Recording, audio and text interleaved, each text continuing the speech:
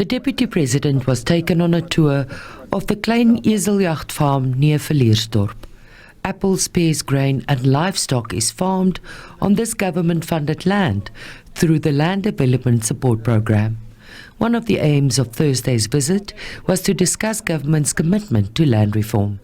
Mashatile has urged big commercial farmers to come to the negotiation table in order to release more land. And government is prepared to work with developed farmers, commercial farmers, to say, how do we release land?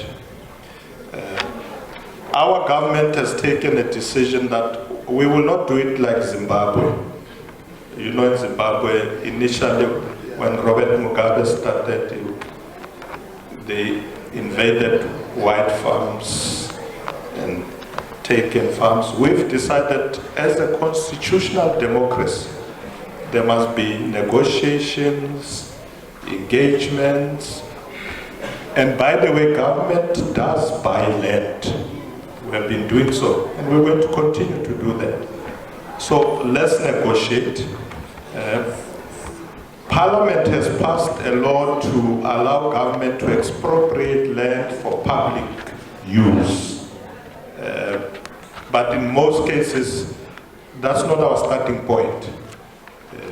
Because remember, government also have vast amounts of land owned by the Defense Force, by public works. We are also releasing a lot of that land to people who are landless, who need to farm, who need to develop their houses.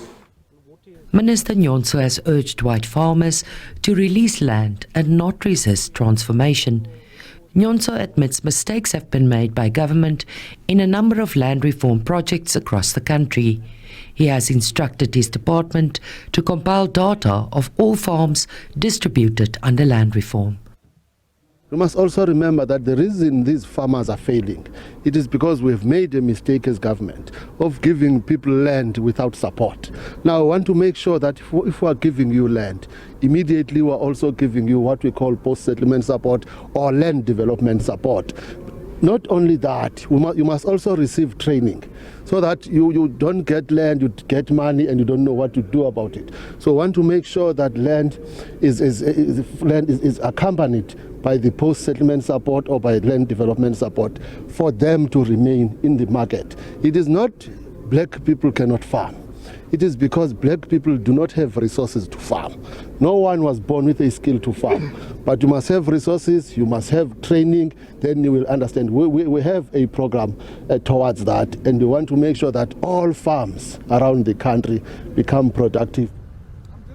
While this farm has slowly started to yield results, management says it's a great challenge to make big strides without ownership. The 30-year lease agreement currently in place is hampering growth. Government has made a commitment to ensure people get security in the form of title deeds.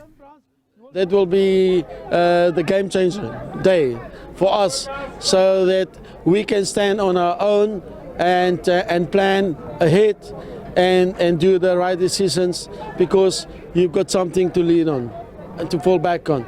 You've got security to work with commercial banks or any funder, and I'm looking forward to that. You can actually increase your yield, you can increase your labor force, you can increase everything because you've got something to work with. The Deputy President has prioritized outreach visits to communities and areas that benefited from land reform programs.